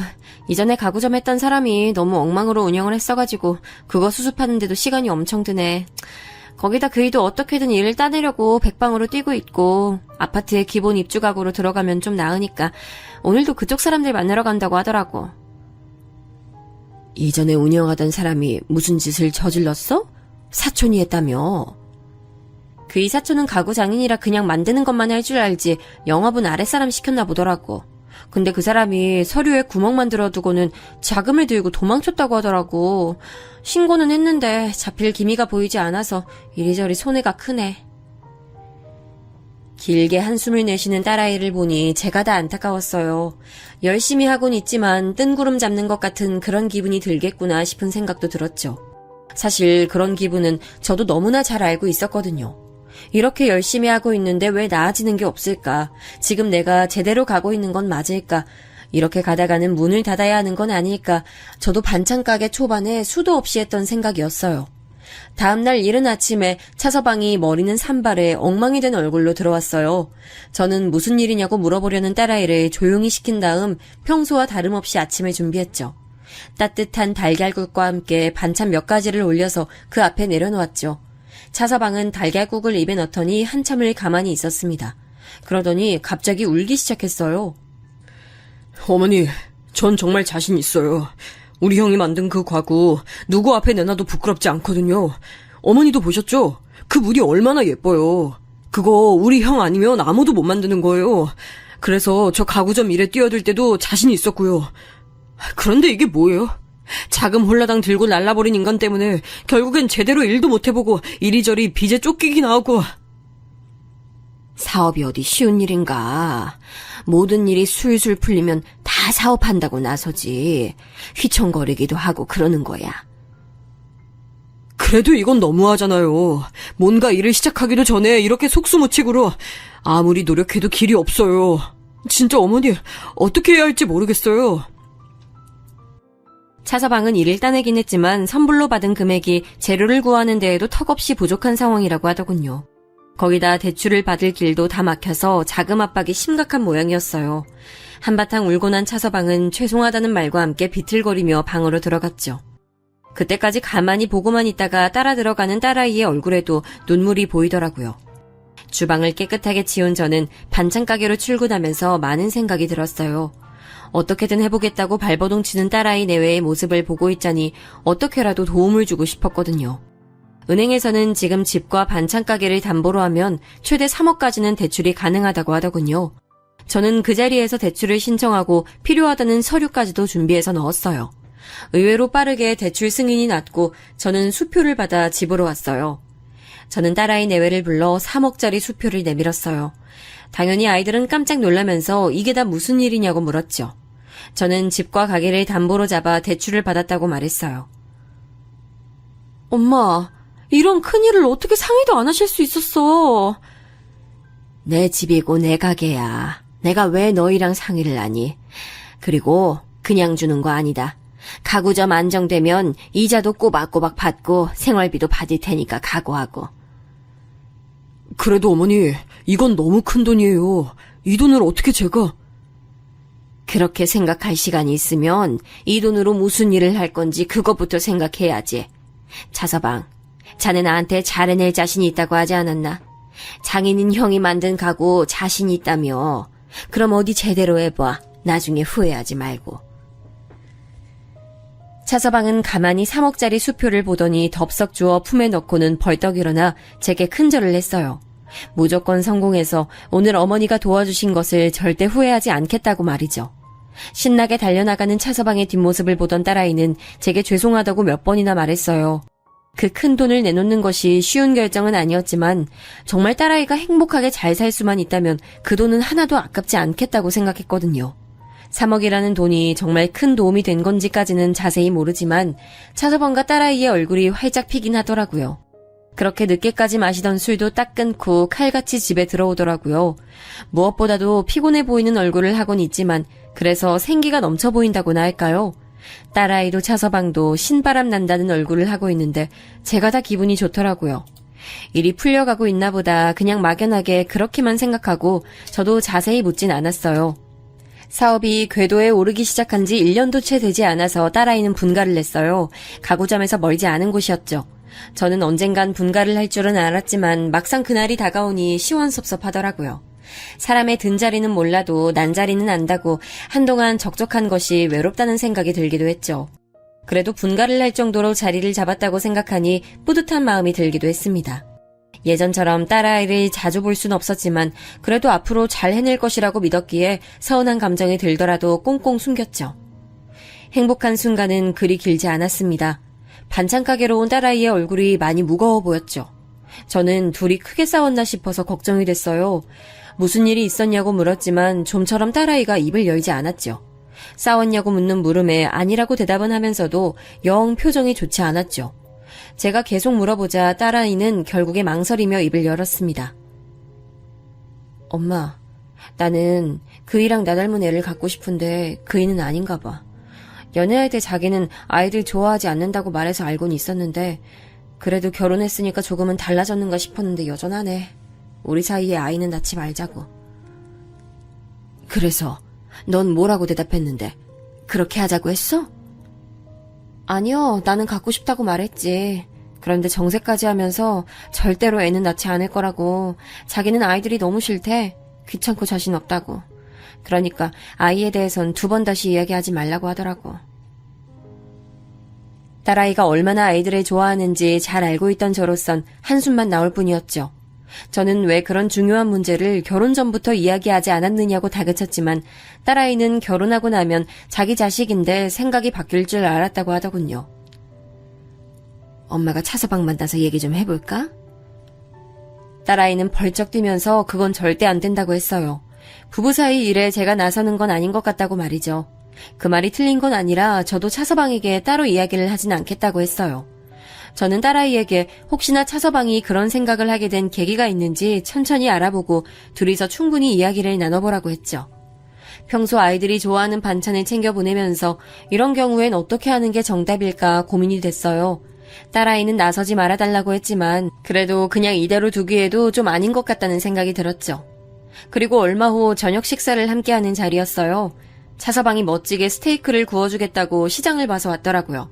고기가 맛있는 부위이기도 했지만 정말 놀랄 정도로 완벽하게 구운 덕분에 식사 시간은 웃음이 가득했죠. 와인도 한 모금 하고 나서 저는 망설이던 얘기를 꺼냈어요. 둘이 결혼한 지 꽤 시간이 흘렀는데 아이 소식은 없냐고요. 딸아이가 난색을 표하면서 그런 얘기를 왜 하냐고 저를 타박했지만 저는 담담하게 차서방을 바라봤죠. 저희는 아이를 가질 계획이 없어요, 어머님. 그냥 저랑 와이프랑 둘이서 재밌게 사는 게 꿈이에요. 그래도 둘 닮은 딸이든 아들이든 있는 쪽이 좋지 않어? 난 손주가 있었으면 좋겠다 싶은데 둘 닮으면 또 얼마나 예쁠까 싶기도 하고. 차서방은 잠시 뜸을 들이나 싶더니 단호하게 답했어요. 그 문제에 대해선 더 이상 드릴 말씀 없습니다. 어머니께서 좋은 마음으로 하신 말씀인 줄은 알지만 저희는 정말 아이를 원하지 않아서요. 이 부분에 대해선 충분히 얘기를 나눴습니다. 딸아이의 시무룩한 얼굴에도 차서방은 절대 아이는 없다고 다시금 못을 박았습니다. 저는 알겠다고 대답은 했지만 답답한 마음이 드는 건 어쩔 수 없었죠. 나중에 알았지만 그렇게 제가 손주 얘기를 꺼내고 나서 두 사람은 집에 가서 크게 싸웠다고 하더라고요. 차서방은 부부의 일에 장모인 저를 끌어들였다고 화를 냈고, 딸아이는 장모 입장에서 손주 이야기는 물어볼 수 있는 문제 아니냐고 따졌고요. 평소 싸우는 일이 거의 없던 둘은 그 뒤로도 아이 문제로 몇 번이나 의견 충돌이 있었다고 했어요. 하지만 전혀 좁혀지지 않았고 결국은 딸아이가 아이를 가지는 것을 포기했다고 했죠. 그날 이후로 차서방도 딸아이도 연락이 뜸해졌어요. 한 달에 2번은 집에 와서 밥을 먹었는데 아이의 소식이 없었죠. 처음엔 많이 바쁜가 싶기도 하고 무소식이 희소식이란 말도 있는데 그냥 잊고 살자 했는데 불안한 마음이 자꾸 들어서 딸아이에게 전화를 걸었죠. 딸아이는 회사 일도 바쁜데 가구점 회계까지 체크하느라 정신이 없었다고 하더군요. 그런데 그렇게 말하는 딸아이 목소리가 평소와 너무나도 달랐어요. 아니야, 정신이 없어서 그래. 저는 목소리가 이상한데 집에 무슨 일이 있는 건 아니냐고 물었죠. 하지만 딸아이는 괜찮다고만 하더군요. 딸아이의 목소리가 자꾸만 머릿속에 남던 저는 차서방에게 시간 되면 식사하자고 연락을 했습니다. 차서방은 일이 바빠 그동안 찾아뵙지 못했다고 하면서 바로 그 주 주말에 딸아이와 오겠다고 했죠. 거의 2달 만에 만난 딸아이 내외는 뭔지 모른 어색함이 감돌고 있었습니다. 착각인진 모르지만 차서방은 달라진 것이 없어 보였고 딸아이가 불편한 기색이 역력했죠. 차서방은 장모님 음식은 언제 먹어도 맛있다며 정말 맛있게 밥을 먹더라고요. 그런데 그때 갑자기 벨소리가 들리더니 차서방이 잠깐 전화를 받고 오겠다고 말하며 나갔어요. 저는 딸아이에게 왜 이렇게 밥을 못 먹냐고 물었지만 딸아이는 맛있게 먹고 있다고만 답했죠. 하지만 제 눈엔 젓가락질이 느려진 건 물론 밥을 먹는 둥 마는 둥 하는 게 너무 보이더라고요. 곧 자리로 돌아온 차서방은 급히 공방에 가야 할 일이 생겼다고 하면서 딸아이에게 오늘 늦을 것 같으니 저와 함께 자고 오라고 하더군요. 차서방이 나가고 나서 딸아이는 자기도 다 먹었다고 하면서 자리에서 일어났죠. 급하게 식탁을 정리하고 저는 오랜만에 딸아이와 나란히 소파에 앉았습니다. 요즘 그이 외박이 잦아서 지방에 일이 있어서 간다고 하는데 그래도 너무 자주 집을 비우니까 좀 그렇네. 불안하기도 하고. 거기다 요즘은 말도 잘 안 하려고 하고 내 전화 안 받는 일도 많고 뭐가 그렇게 바쁜지 계속 이러네. 아빠도 이랬나? 우리 아빠는 안 그랬지.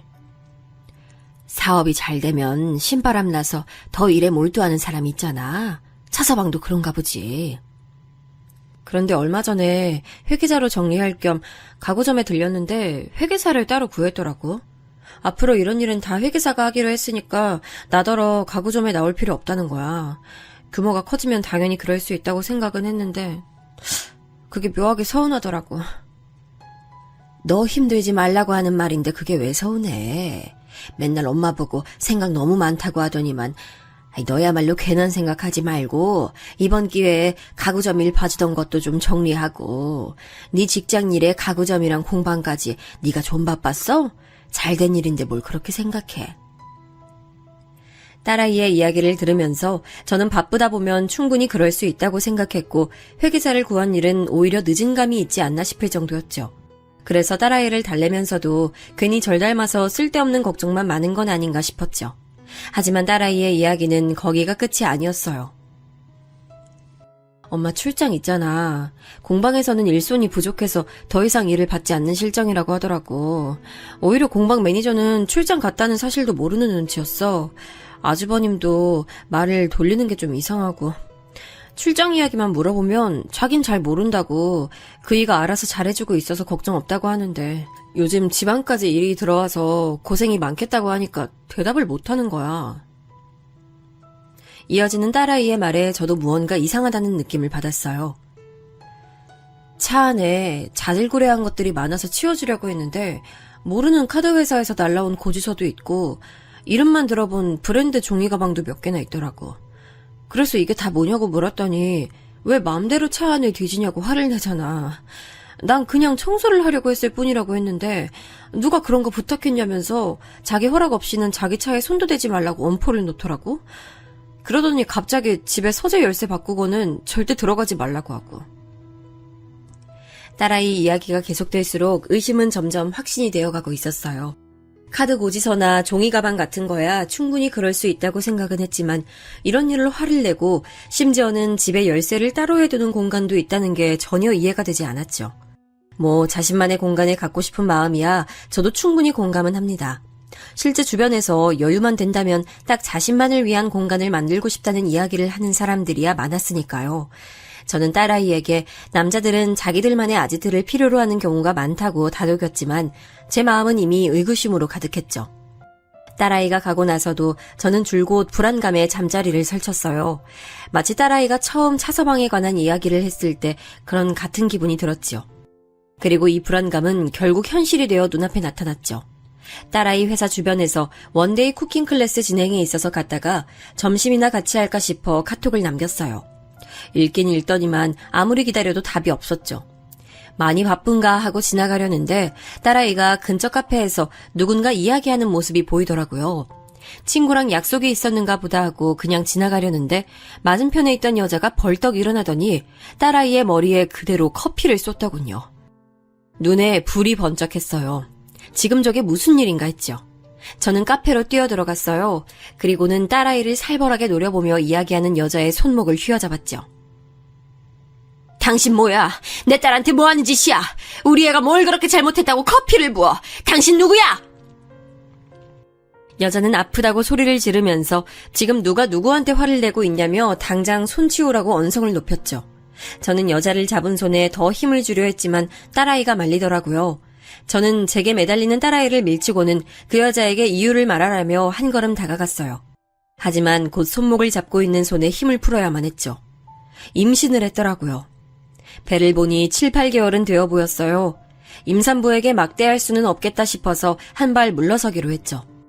그 여자는 제가 쥐고 있던 손목이 아팠는지 이리저리 손목을 돌려보고는 저를 노려보며 고소하겠다고 이대로 절대 못 넘어가니까 각오하라고 했죠. 저는 화가 머리끝까지 차올랐어요. 딸아이는 제 앞을 막아서면서 그 여자에게 가라고 하더군요. 저는 가긴 어딜 가냐고 했지만 딸아이가 제 팔을 붙들고 놔주질 않았어요. 그 힘이 어찌나 강한지 제가 다 놀랄 정도였죠. 그 여자가 카페를 빠져나가고 나서 딸아이는 어디론가 전화를 걸고는 제게 집으로 가자고 하더군요. 가서 다 이야기를 하겠다고 말이죠. 집까지 어떻게 왔는지는 전혀 기억이 나질 않았어요. 무작정 달렸죠. 도대체 왜 딸아이가 그런 수모를 겪으면서도 한마디 반격을 하지 못했는지 너무 궁금했거든요. 집에 도착한 저는 우선 딸아이에게 씻고 나와서 이야기를 하자고 했어요. 그동안 저는 흥분된 마음을 가라앉히기 위해 노력했습니다. 세상을 다 잃은 사람처럼 무표정한 딸아이의 얼굴이 자꾸만 머릿속을 맴돌았지만 저는 심호흡하면서 평정심을 가지기 위해 노력했죠. 곧 나온 딸아이는 뜨거운 유자차를 손에 쥐고 가만히 고개만 숙이고 있었어요. 저는 자꾸만 조바심이 나려는 것을 참아내며 기다렸죠. 엄마, 아까 그 여자 임신한 거 봤어? 배 많이 불렀지? 6개월이래. 쌍둥이라서 배가 좀 많이 불렀다고 하더라고. 저는 그 여자의 임신이 도대체 무슨 상관이 있느냐고 물었어요. 그 와중에 머릿속에서는 설마 아닌 나쁜 생각이 고개를 들고 있었죠. 저는 긴장되는 마음으로 딸아이를 바라봤습니다. 그 아이 아빠가 그 일에 차민규, 그 사람 애래. 제가 생각했던 최악의 상황에 저는 할 말을 잃었어요.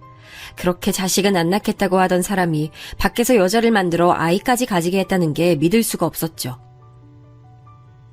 그런데 가정 있는 남자랑 바람이 나서 아이를 가진 것이 뭐가 자랑이라고 널 찾아왔고 너한테 커피는 왜 부었는데? 잘못은 그쪽이 했잖아. 왜 너한테 그러는 거야? 너는 왜 가만히 있고? 딸아이는 서글픈 미소를 지으며 고개를 저었어요. 그 모습을 보는데 심장이 터질 것 같았죠. 더 최악의 상황이 어디 있겠는가 했는데 딸아이의 얼굴을 보니 그게 다가 아닌 것 같았어요. 아니 엄마 반대야. 그 여자가 진짜고 내가 가짜야.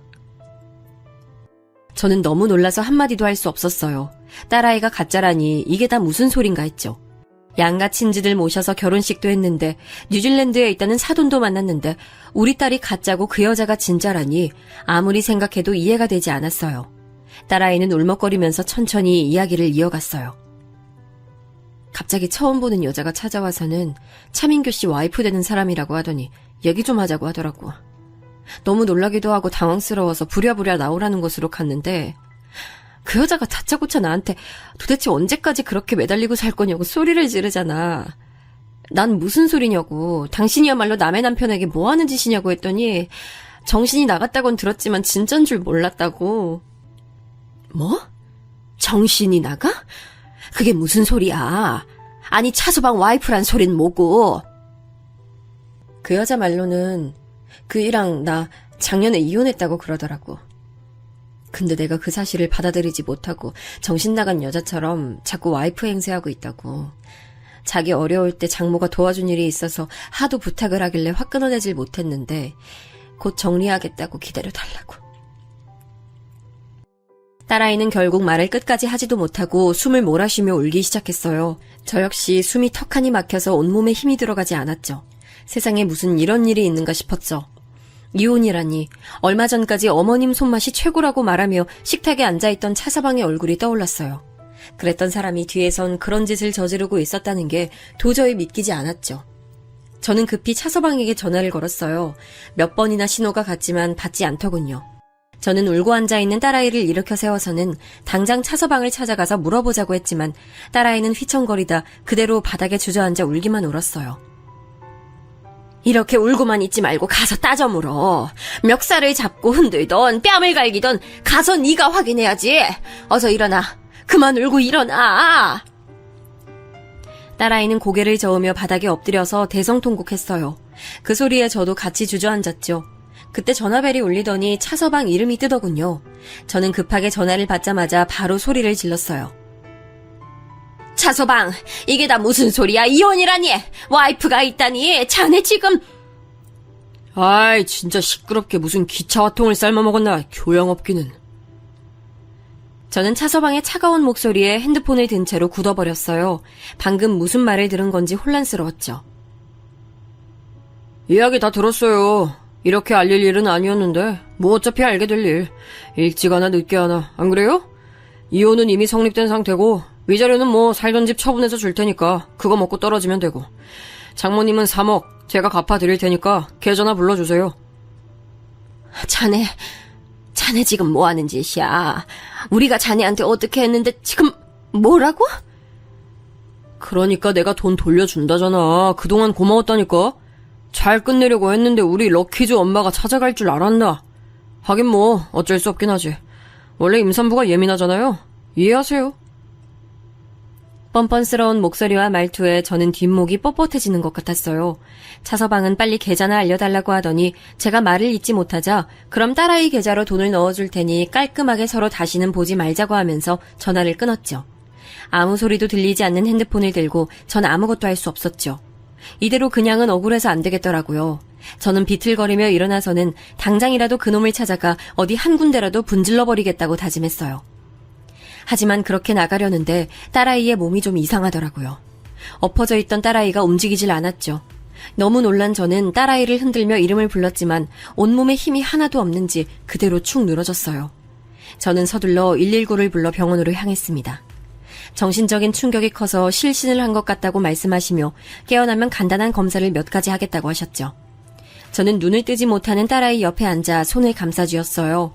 왜 우리 딸아이에게 이런 일을 겪게 하는 건지 하늘이 원망스러웠죠. 저는 차서방과 그 여자를 절대 용서하지 않겠다고 이를 갈았어요. 마음 같아선 당장이라도 찾아가고 싶었지만 딸아이가 눈을 떴을 때를 생각해서 차분하게 기다리고 있었죠. 링거가 끝나가는데도 딸아이는 눈을 뜨지 않았어요. 병원에서는 병실로 자리를 옮겨 좀 더 지켜봐야겠다고 했죠. 1인실이 있기에 그쪽으로 부탁을 드렸어요. 병실로 올라가서도 좀처럼 달라진 건 없었죠. 늦은 밤이 되어서야 딸아이는 눈을 떴어요. 멍하게 저를 바라보는 딸아이에게 차마 괜찮냐고 물어볼 수 없었죠. 정말이지 텅 빈 사람처럼 저를 보는데 그 눈을 본 순간 눈물이 쏟아질 것 같았죠. 저는 아직 한밤중이라고 말하며 다시 자라고 했습니다. 딸아이는 아무런 말도 없이 그대로 눈을 감았어요. 아침이 되자 의사 선생님께서는 확인을 몇 가지 하시더니 기본적 검사를 받자고 하셨어요. 다행히 결과는 깨끗했지요. 다만 아이가 말을 하지 않아서 그 부분이 걱정스럽다고 하시더라고요. 순간 실어증이 온 것인가 했지만 의사 선생님께서는 본인이 말하고 싶은 마음이 없어서 의도적으로 입을 다물고 있는 것일 수도 있다고 하면서 추후 상황을 지켜보자고 했죠. 딸아이가 병원에 있는 사이 차서방은 제게 말했던 대로 살고 있던 집을 정리하고는 딸아이의 통장으로 제가 줬던 3억과 함께 위자료라고 하면서 돈을 넣었더군요. 딸이 폰에서 그걸 확인하는데 눈이 돌겠더라고요. 도저히 이렇게는 못 참겠다 싶어서 딸아이가 자는 틈을 타서 가구점으로 달려갔습니다. 손님들이 꽤 있더군요. 저는 가구점에 들어가자마자 고래고래 소리를 지르며 차서방을 찾았어요. 당장 나오라고 말이죠. 부랴부랴 달려나온 차서방은 발버둥 치는 저를 끌고는 사무실로 들어가더군요. 진짜 남의 영업장에 와서 이게 뭐하는 짓이에요? 위자료 줬고 3억 갚았잖아요. 근데 뭘 더 하라고? 뭐? 네가 인간이야? 어떻게 네가 우리한테 이래? 도대체 딸애가 뭘 너한테 얼마나 잘못을 했다고 이래? 입이 있으면 말해봐. 너 위임장 위조한 거 경찰에 신고라도 해야 정신을 차리겠어? 경찰? 불러. 누가 위임장이 가짜래? 그리고 나한테 잘못한 거 없어. 더 안 해줘서 문제지. 그깟 3억 누구 코에 붙이라고 겨우 그거 좀 도와준 걸로 생색은 구질구질하게 하지 말고 그냥 좀 떨어져요. 징그럽게. 저는 당장이라도 차서방의 입을 잡아 뜯어놓고 싶었어요. 하지만 제 힘으로 어디 그게 되나요? 저는 결국 가구점 경비에 손에 끌려 나왔습니다. 더 해주지 않아서 이혼이라고 말하는 차서방의 목소리가 자꾸만 머릿속에 울렸습니다. 저런 인간인 줄도 모르고 좋아한 딸아이가 불쌍하고 마음 아팠죠. 병실로 돌아온 저는 또 한 번 놀랄 수밖에 없었습니다. 딸아이가 감쪽같이 사라졌더라고요. 저는 도대체 어디로 간 건가 싶어 병원을 이잡듯이 뒤졌지만 그 어디에도 찾을 수 없었습니다. 혹시나 하는 마음에 집으로 달려갔어요. 병원이 싫어서 집으로 갔을 수도 있겠다 싶어서요. 집에 도착하니 현관에 딸아이 신발이 보이더군요. 저는 안도의 한숨을 내쉬곤 방으로 들어갔습니다. 침대에 딸아이가 누워 있었어요. 저는 왜 집에 왔는지 물어볼 생각으로 딸아이의 몸에 손을 가져갔다가 소스라치게 놀라고 말았죠. 딸아이가 숨을 쉬지 않더라고요. 침대 위엔 약병이 널려 있었고요. 저는 바로 119를 불러 병원으로 달려갔습니다.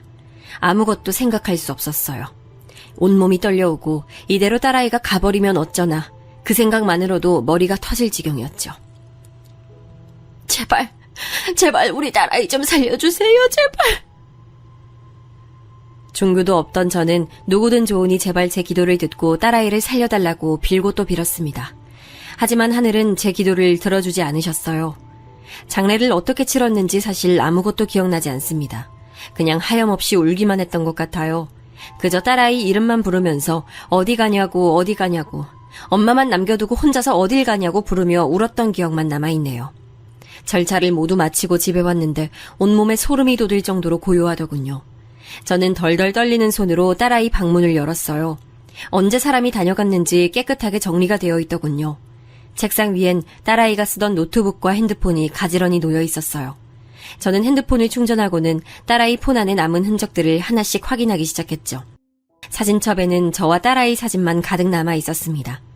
웃으면서 V를 그리는 셀카를 보고 있으니 금방이라도 딸아이가 튀어나올 것 같았죠. 메모장에는 일기가 있었어요.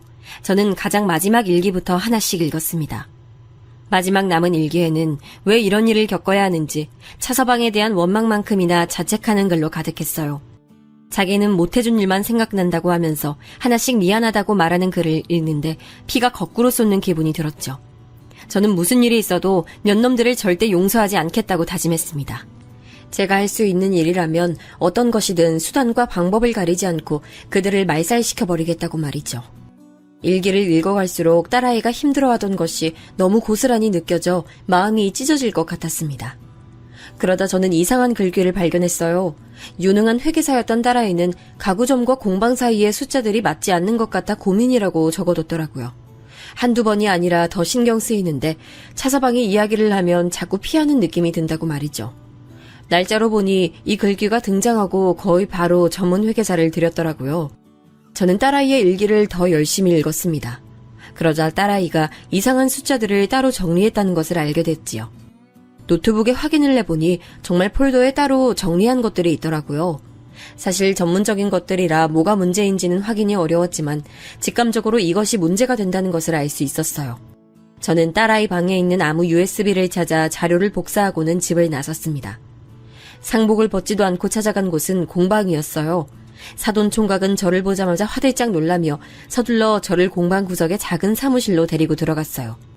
차서방이 알면 무슨 일이 생길지 모르는데 여긴 왜 오셨냐고 하더군요. 이미 제가 한바탕 가구점을 엎었던 이야기를 다 알고 있는 것 같았죠. 사돈 총각, 알고 있었죠. 차서방한테 다른 여자 있다는 거. 그러면서 우리한테 숨겼죠. 제 추궁에 사돈 총각은 고개를 푹 숙이고는 죄송하다는 말만 하더군요. 저는 그런 말을 듣고 싶은 생각이 조금도 없었어요. 저는 묻고 싶었던 사실을 바로 꺼냈어요. 혹시 차서방이 공방이랑 가구점의 돈으로 장난치고 있는 거 알고 있어요?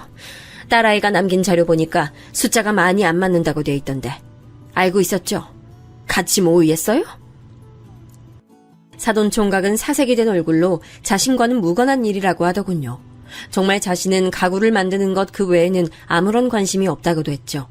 저는 딸아이가 남겨놓은 일기 이야기와 함께 자세한 건 모르지만 숫자가 맞지 않는 자료를 봤다고 말했죠. 사돈 총각은 딸아이가 스스로 목숨을 끊었다는 사실에 충격을 받았는지 아무 말도 못하더군요. 저는 들고 있는 자료가 분명 폭탄이 될 것이라고 확신했어요. 그래서 딸아이와 친하게 지냈던 미연이를 찾아가 자료를 보여줬죠. 얼마 보지도 않았음에도 바로 횡령이 있었다고 확신을 하더군요. 꽤 큰 금액으로 저지르고 있다는 말과 함께 그 대상이 다 하나라고 하더군요. 이 기업이랑 무슨 억하심정이 있는진 모르지만 이 기업에서 나오는 돈만 가지고 지금 장난을 쳤어요. 금액도 그렇지만 종류도 다양하네요. 저는 이 사실을 가지고 회사를 찾아가면 어떻게 될 것 같냐고 물었어요. 미연이는 기업으로 찾아가면 아마도 장부에 장난친 사람을 그냥 두지 않을 것이라고 하더군요. 다음날 아침 일찍부터 저는 회사 건물 앞에서 기다렸어요. 9시쯤 되니까 남자가 사람들을 대동하고 나타나더군요. 저는 사람들을 밀치고 그 앞을 막아섰어요. 당연히 경비들이 저를 끌어내기 위해 몰려들었죠. 저는 꼭 봐야 할 것이 있다고 말하면서 시간을 달라고 난동을 부렸어요. 처음엔 그냥 지나치려던 남자는 제 입에서 가구점 이름이 나오자 저를 사무실로 안내하라고 하더군요. 자리에 앉기 무섭게 남자는 하고 싶은 말을 하라고 했어요. 저는 USB를 내밀면서 직접 확인하라고 했죠. 그는 두말 없이 컴퓨터 옆에 앉더니 한참을 확인하더라고요. 그러더니 어디론가 전화를 걸어 회계팀장을 불러서는 다시 확인을 했어요. 저는 침착하게 기다리고 있었죠. 팀장이란 사람이 뭐라고 이야기를 하자 불같이 화를 낸 남자는 당장 자세하게 알아오라고 하고는 팀장을 보냈어요. 이 사실 어떻게 하셨습니까? 보통 자료가 아닌데요. 우리 딸이 남겨줬어요. 차서방이, 아니, 차민교. 그 인간 가구점 관리를 했었거든요. 차서방이라 그럼 따님이 이혼했다는 전 부인이군요. 동생에게 들었습니다. 저는 그제야 이 남자가 그날 만났던 임산부와 많이 닮았다는 것을 알았습니다. 그리고 더 해주지 않아서 헤어진다고 말했던 것이 무슨 뜻인지 단박에 이해가 갔죠. 저는 딸아이와 차서방에 대해 모든 걸 말하기 시작했어요. 중간중간 울음이 터져 말을 잇지 못하기도 했지만 그때마다 남자가 천천히 말씀하라고 다 듣겠다고 하더군요. 제 이야기가 다 끝나자 남자는 귀한 자료를 넘겨주신 대가로 원하는 것을 들어드리겠다고 말했어요. 아무것도 다 필요 없습니다. 그저 우리 딸아이, 억울하게 눈 감은 우리 딸아이를 위해서 차민교, 그놈에게 지옥을 보여줄 수 있었으면 좋겠습니다. 남자는 모든 법적인 조치를 취할 예정이니 그 부분은 염려하지 말아달라고 하더군요. 저는 제발 부탁드린다는 말과 함께 만약 이 일이 제대로 되지 않는다면 이번엔 언론사로 가겠다고 말했어요. 남자는 결과를 지켜봐달라고만 하더군요. 집에 돌아온 저는 혹시나 모를 상황을 대비해서 몇 개의 더 복사본을 만들어두고는 집안 구석구석 숨겨뒀어요. 이틀 동안 정신없이 돌아다녔더니 온몸에 힘이 하나도 들어가지 않았죠. 저는 딸아이의 침대에서 쓰러지듯 잠이 들었습니다. 얼마 후 사돈 총각이 반찬 가게로 찾아왔어요. 뉴질랜드로 가기 전에 제대로 사과를 드리고 싶다고 하면서 넙죽 무릎을 꿇고는 엎드려서 정말 죄송하다고 사과를 하더군요. 저는 다 필요 없으니 당장에 나가라고 했지만 사돈 총각은 몇 번이고 죄송하단 말을 반복했어요. 사돈 총각은 차서방이 횡령죄로 고소를 당해서 지금 경찰서에 있다며 워낙 증거가 확실해서 형을 받을 것 같다고 하더군요. 변호사들도 다들 포기한 상태고요. 이야기를 듣는 동안 저는 남자가 약속을 지켰다는 사실에 안도감이 들면서도 더 처절하게 밟아주지 못해 만족스럽지 않았지만 어쩔 수 없었죠. 이렇게 사연을 쓰는 동안에도 저는 책상 위에 딸아이 사진을 물끄러미 바라보고 있네요. 오늘따라 딸아이가 참 많이 보고 싶습니다.